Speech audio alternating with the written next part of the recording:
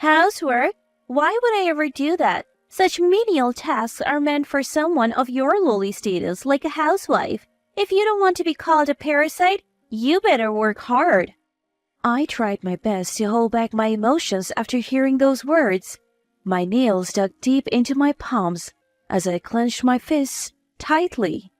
I had always been on the lookout for an opportunity to get back at my sister-in-law who looked down on me for being lowly. My name is Charlotte. I have been married to Mark for about 2 years. Initially, after our marriage, I intended to work alongside Mark. I can't let my wife work. It's against my pride. I'll earn, and I want Charlotte to stay home. However, due to his somewhat old-fashioned belief that I became a homemaker.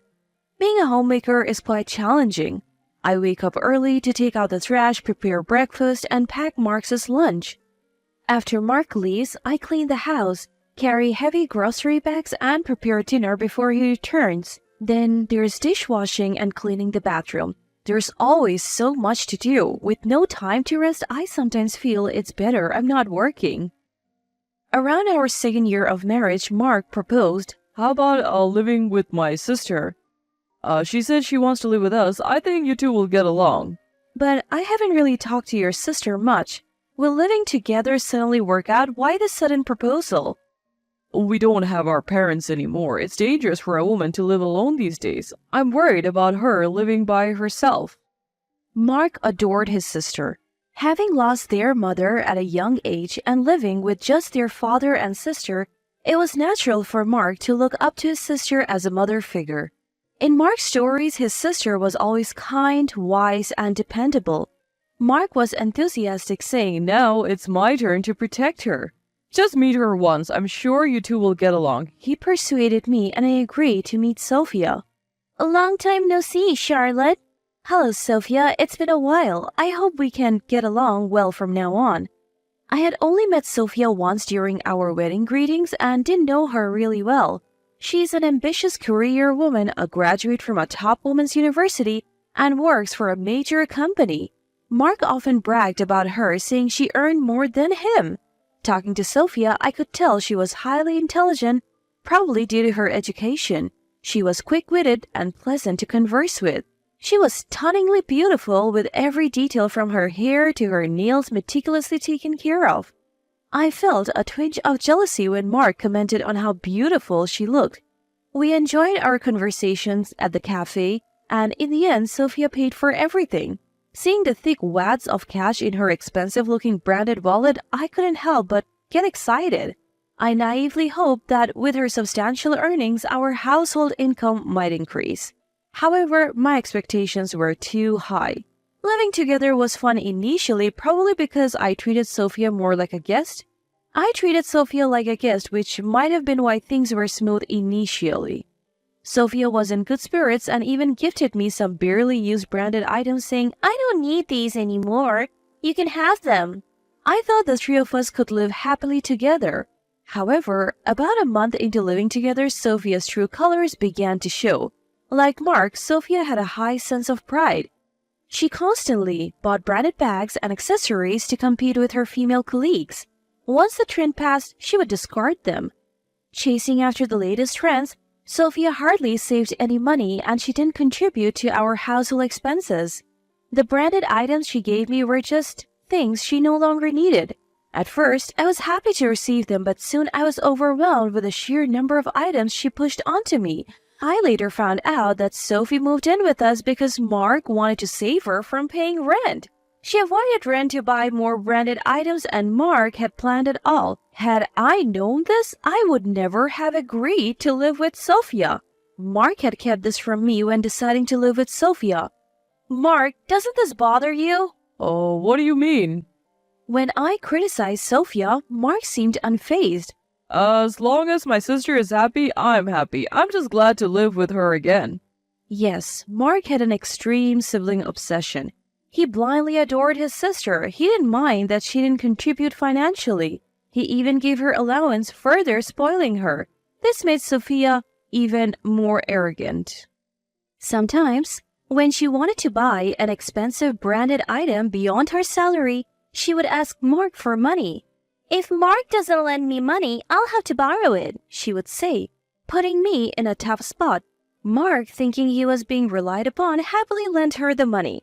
It would have been fine if she just contributed. Our income remained the same as before. Sophia moved in. However, Mark giving her an allowance meant our expense exceeded our income. Plus, having an extra person increased our living cost. I had once asked Sophia, "Could you please help with the household chores?"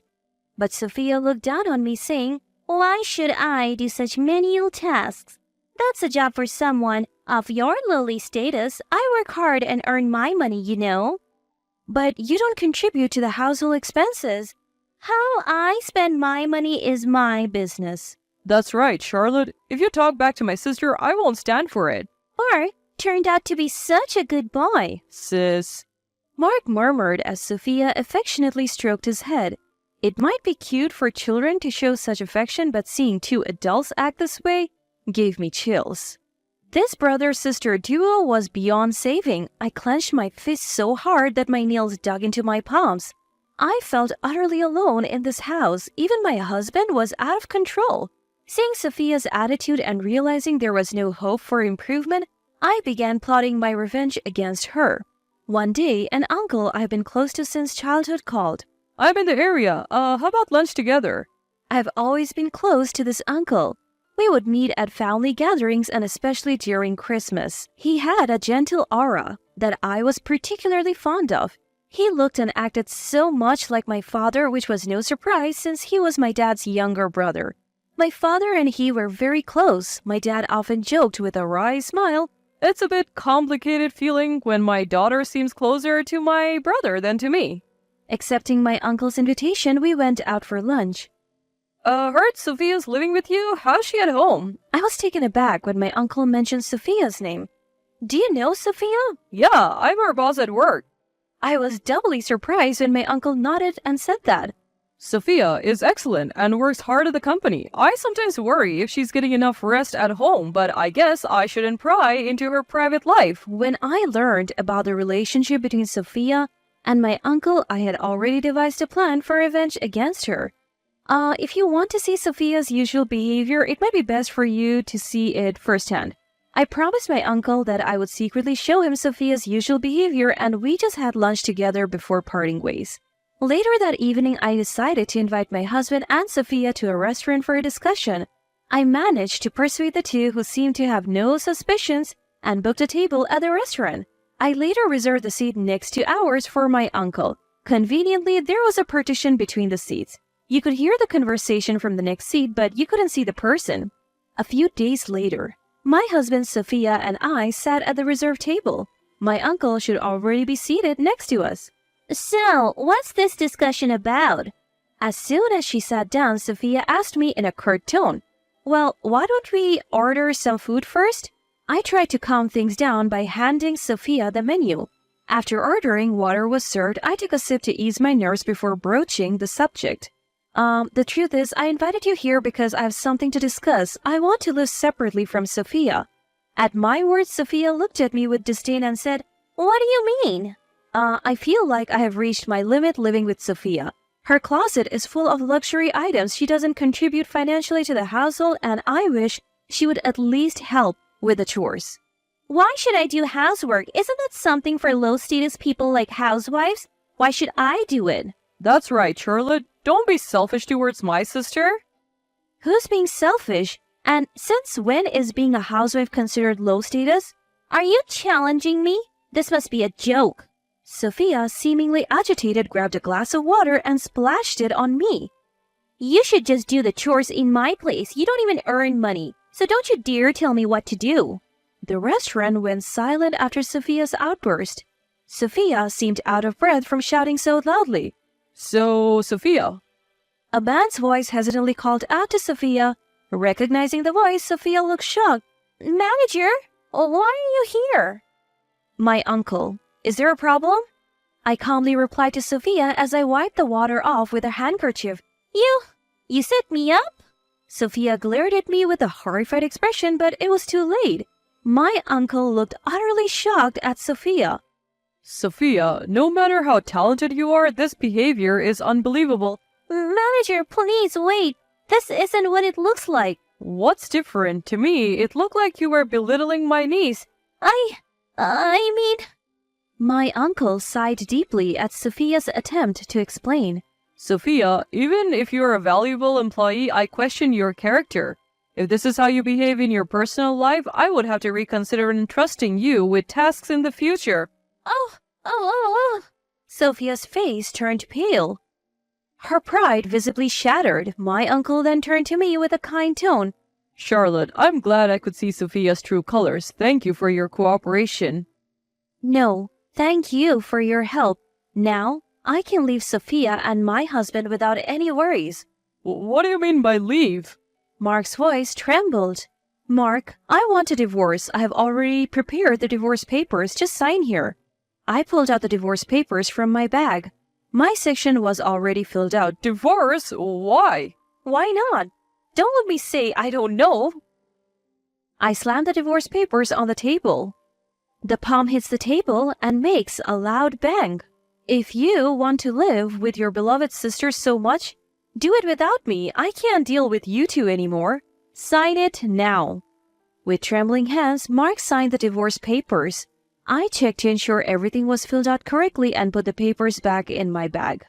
I'll submit these to the court. I'll pack my things and move back to my parents' house. Thank you for everything. I stood up, apologized to the other customers and staff for the disturbance, and left the restaurant. After Mark and I divorced and I moved back to my parents' house, rumors about the incident spread at Sophia's workplace.